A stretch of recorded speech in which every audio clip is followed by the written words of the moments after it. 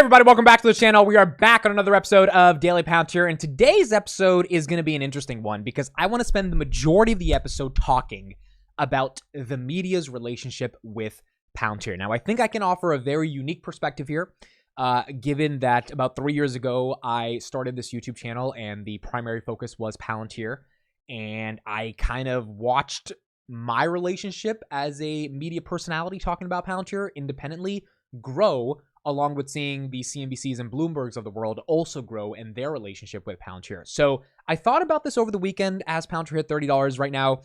This morning we hit $31. I think we're at like $30.90 right now, but it's been holding 30 for the past couple of days. And now I'm thinking about external things that will allow the stock to grow besides just the company's performance.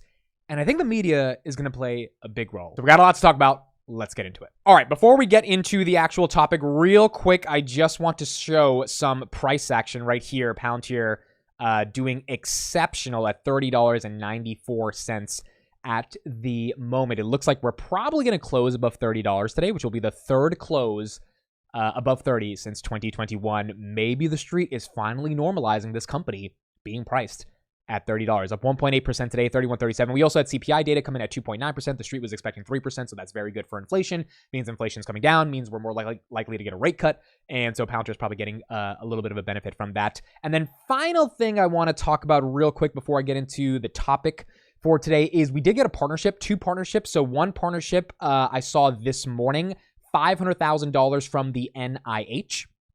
Shout out to GoCarp who posted this.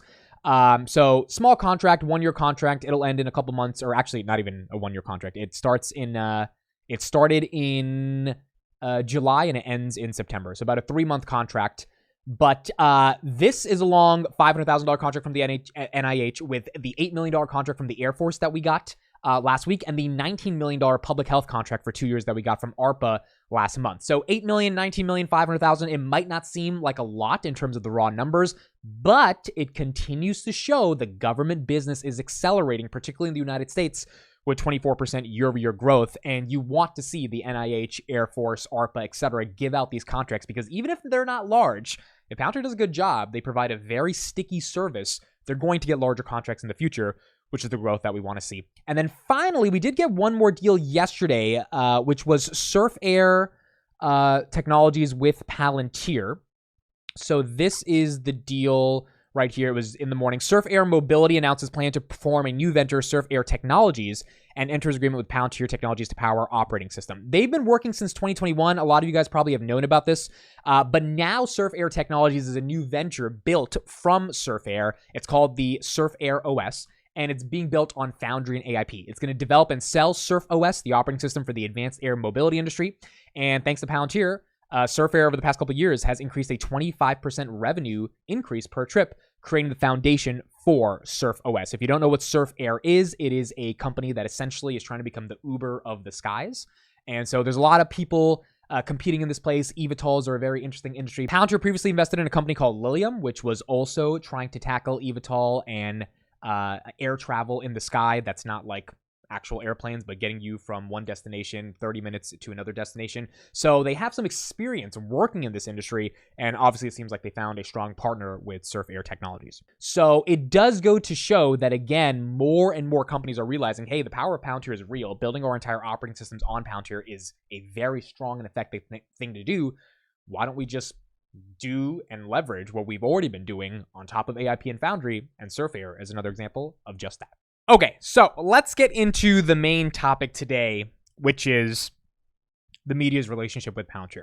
Now, I got the idea to talk about this over the weekend when Palantir hit $30, and I was really starting to think like, hey, how is this going to scale over the next 5 years, and kind of how is this going to play out? And at that moment, I realized, holy crap, this is going to be a story of hopefully hypergrowth inside of the company, which I believe will happen given how the company is accelerating growth and their moat and their product suite, all that stuff. But also, people are going to be interested.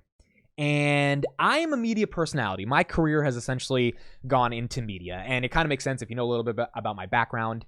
I've been a national public speaking champion, debater. I debated all across the country. You got some trophies in the back of me being on the debate team. And I love the art of creation. I love communication. You know, I went through a couple different career paths in my early 20s. Now I'm going to be 27 in October. And I came to the conclusion, basically when I was 25, turning 26, that my heart probably lies in media because I love to create. We do a market open stream, a morning close stream. I love doing it. I mean, like, it makes me excited to wake up in the morning and present ideas to the world. I get a real big high off communicating an idea in an effective way. So to me, I love it. Now, the media business itself is ruthless, and there's a couple of components to why the media business is ruthless, but in general, succeeding in media is not easy. And if you've ever tried to build a YouTube channel, especially if you're trying to do it independently, you don't have the support of a corporation helping you, it's easier than it's ever been in history, given the democratized nature of social platforms, but it's still a very difficult thing to do. So my relationship with the media is very interesting because not only do I love to do it and I care so much about it, but Palantir in particular started making content about it in November of 2021. Now, the quick TLDR on my journey as a Palantir content creator that has now been able to talk about other things on the market open, market close. We do a lot of macro analysis and all that stuff. But the primary video every day is a Daily Palantir episode because that's the stock I want to talk about. There's more than enough things to analyze. There's no need to try to talk about a billion different stocks if like the core focus that I care about is Palantir. And we talk about more subjects on the market open, market close. But when I do a Daily Palantir episode, the goal is to give valuable insights for 15 to 20 minutes a day on Palantir. I started doing this back in 2021, and I saw a very simple business opportunity, which is that there is very little supply and there's lots of demand. And that's all it takes to build a business. If you have the demand, if you have the supply for the demand, and you can compete with the other suppliers for that demand, you're in business. Like, it's really, that's my business degree from Rutgers summed up in a sentence. I mean, if there is enough people that want your product or service and you can effectively provide it consistently, you're going to win. Now, what I ended up turning into was a monopolistic business. It was a very 0 to 1 type of approach. And the reason for that was because there weren't that many Palantir content creators back in 2021. The stock had fallen dramatically. This is not February. This was November. And then by 2022, obviously the stock had basically fallen off a cliff, right? $6. And so no one wanted to touch it. No one wanted to be associated with it. I mean, there were a couple creators here and there, but no one was really showing up every single day to like analyze the new deal that came out about Palantir because the stock wouldn't move on the deal. I mean, literally we announced we were going to Ukraine to help them in the war, right? And like, whether you agree or not with the war, like that is a big deal. Stock didn't move, get major contract, government deal, stock didn't move. Like, it was one of those things where I kept analyzing because I liked it, but no one else was showing up. In that white space was a massive opportunity, which is me monopolizing the attention around Palantir. And because I'm actually passionate about the company, I care about the company, I like the company, I like, you know, a little obsessed about the company. It was a very fun thing for me to do, and it's just been growing ever since. So that is my relationship in the context of media with Palantir. Now, my relationship is very unique in the fact that I'm alternative independent media. I have seen the relationship of the mainstream media, which at the end of the day simply is going to have more distribution than someone like myself. In certain sectors, I mean, there's areas where we compete, but you're going to get hundreds of thousands of people watching live on CNBC when you have someone like a Karp go on CNBC or a Shyam Sankar, etc. So those distribution networks I've seen have a negative relationship with Palantir while I was beginning to make content about them. But that's changed. And that's changed pretty dramatically. So what was the negative relationship? Well, it really started in 2017. Vice, which I don't even know if they're still in business anymore, but Vice put out a lot of headlines around Palantir being an evil, secret, black box company. They were, separating families and the whole ICE immigration stuff. Like, a lot of just negative PR. Like, a company just would not want to be associated with any of that stuff. And it made people really think Palantir was the worst company on the planet. Now, granted, Palantir kept a black box narrative and really was secretive, and they didn't want to talk too much about what they were doing, and that has fundamentally changed. Given I'm wearing a Palantir hat, we've got Palantir employees that are like really engaging with the retail community, and retail investors. So things have changed, but in 2017, that wasn't the case. Now, in 2021, when the company went public, kind of was a meme stock. It went all the way up, then came all the way down. Also, the media didn't really know what to do with Palantir. They didn't know how to contextualize their relationship with Palantir, but they had the stains of the negativity that existed in 2017. Ever since GAAP profitability in May of 2023, everything has changed. And it is my belief that the next 5 years is going to only create more change to the upside. And I'll talk about what this means for investors for Palantir. So to take a step back, what does it mean to be a media company? At its core, A media business makes money by amalgamating attention, getting as much attention as possible, and then monetizing against that attention. So you have, 500,000 people that watch your show or that watch your network every day. How many ads can you sell against it? Really, that's the main business model. I mean, there's other elements of the business model, subscription stuff, but like really it's advertising, especially in the mainstream networks. And so if you can get more attention, you can drive more traffic, you can get more clicks, web, digital, radio, TV, like wherever you can get people to consume the content, you can sell more advertising, you can make more money.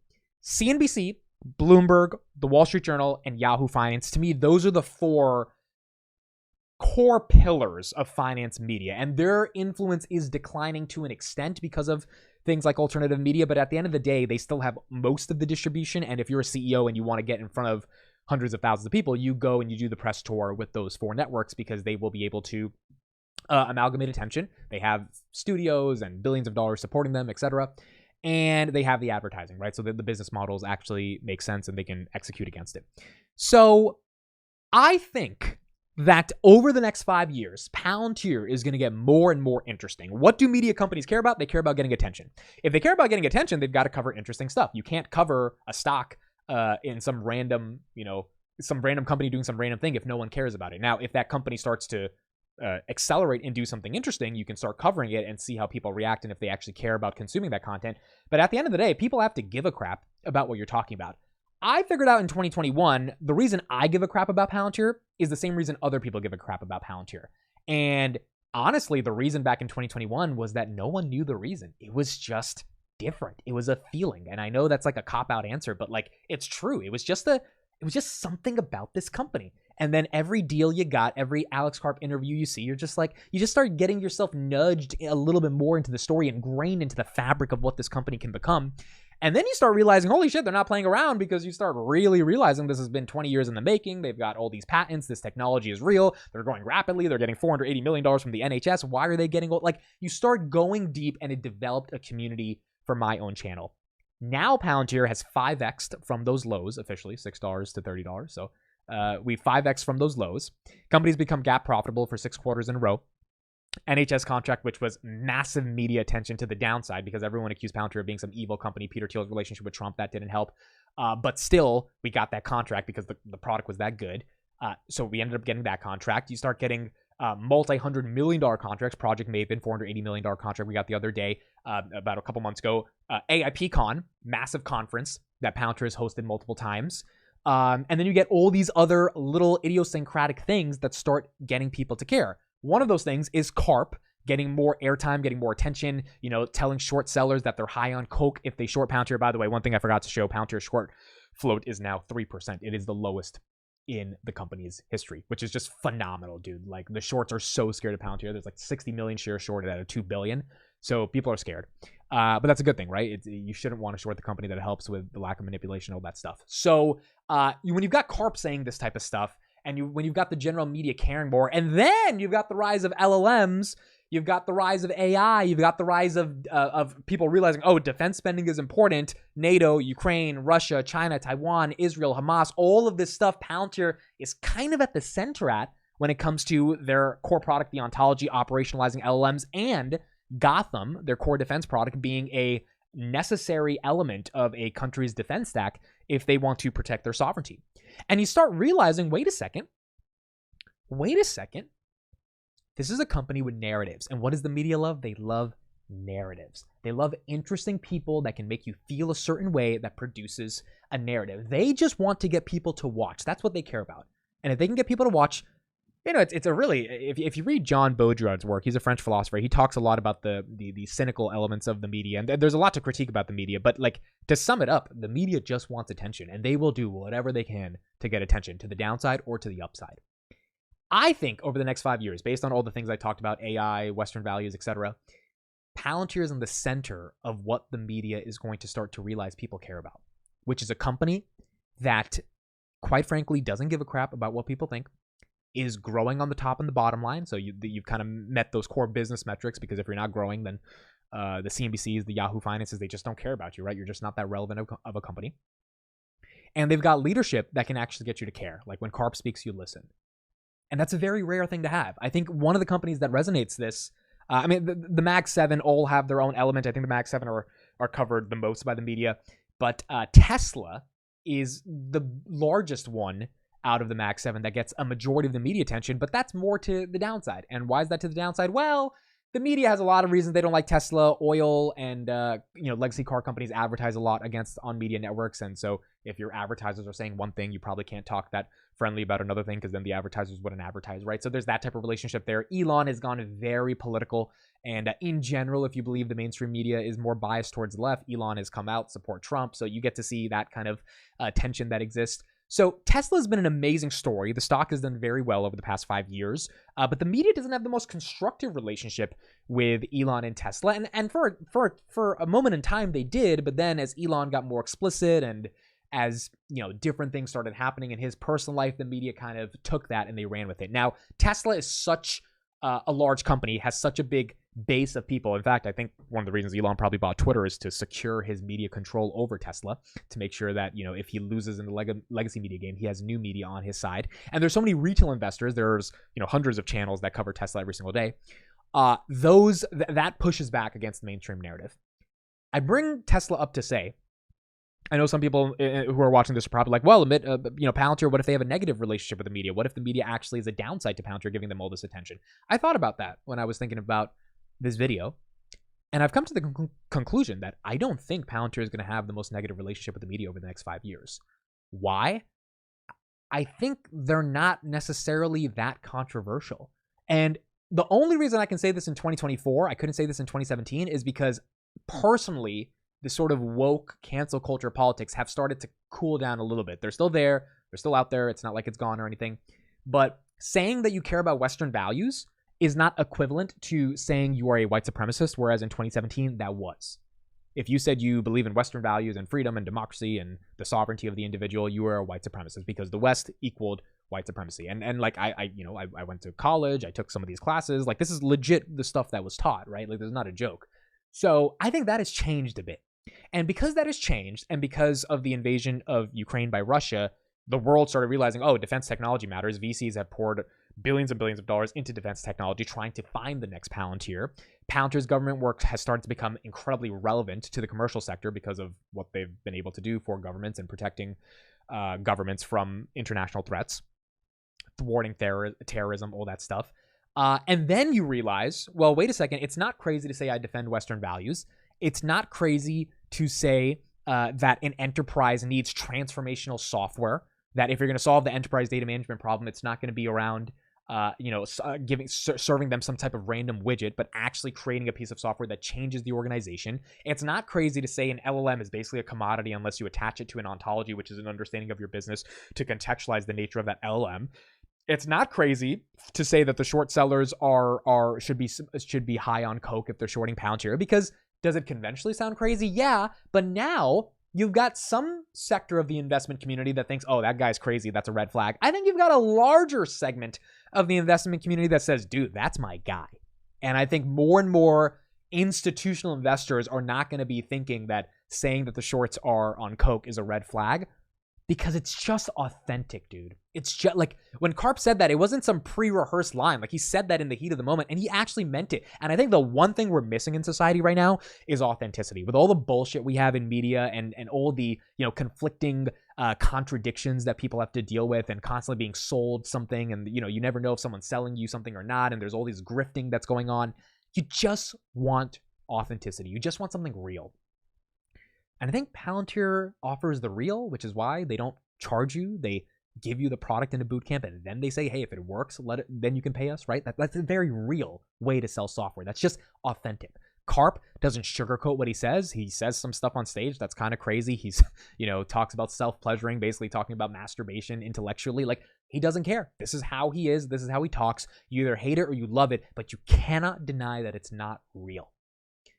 All of that to say, I think the big media companies over the next 5 years are going to realize Palantir is real, Karp is real, this is an authentic community, hundreds of thousands by 5 years from now, millions of people, tens of millions of people deeply care about this company, the set of values that this company has. If the stock, goes from 30 to 100 in the next 5 years, which is not going to be easy to do, but let's say that happens and it 3x's from here, You're going to get a lot more people excited about the company, excited about the journey, excited about what they're doing. What are they doing in supply chain, defense, healthcare, energy, space? Like, you're going to get more people that care.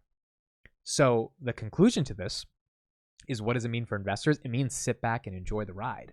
Because if you have a stock, if you own a stock that is lucky enough to be at the intersection of all of the things that matter from a media perspective and is actually growing and like exciting to talk about, I mean, dude, you just got to really, and you believe in the company, the management, the leadership, you just got to have to ask yourself a question like, why would I not let that story play out, right? And like, obviously, if you need to take profits, you take profits. If you just start losing faith in the thesis, then that it is what it is. But at its core, if you're just thinking of it from a high-level media perspective, and you believe all the other elements of the company are going to be stable over the next 5 years, including its growth, then I think the media part of Palantir is going to dramatically exacerbate the amount of people that care about the company. Here's a very quick example. Joe Lonsdale, who is a founder of Palantir, who doesn't even work at the company anymore.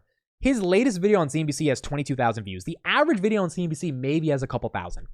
So he's doing 10x the amount of views. Maybe some people click because they genuinely care about Joe Lonsdale and, like his thoughts on big tech, which was the title of this video. But I think the fact that they said Palantir co-founder in the title is what gets people's attention to click, and then they're willing to listen to what the Palantir co-founder has to say. I think the Palantir part. Second video, Apple is a bully with too much power in the market, says Palantir co-founder Joe Lonsdale, 20,000 views. My point here is that I think the big media companies are going to realize, well, wait a second. If people actually care about Palantir, they care about the founders, the executives, what people associated with the company have to say, different analysts and their thoughts and ideas about Palantir, then we're going to keep talking about it. And if we keep talking about it as the media, and that compounds the level of attention on the company, and that attention starts translating into people thinking, hey, I should get some exposure to Palantir, not just retail investors, but institutional fund managers that watch CNBC and Bloomberg and all that stuff as well.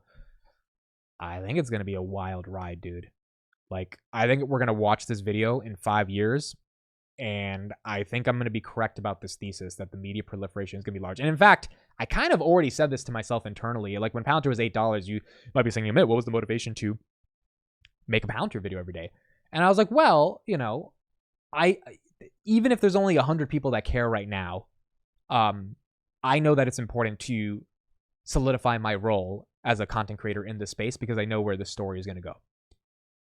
And I was really right about that, dude.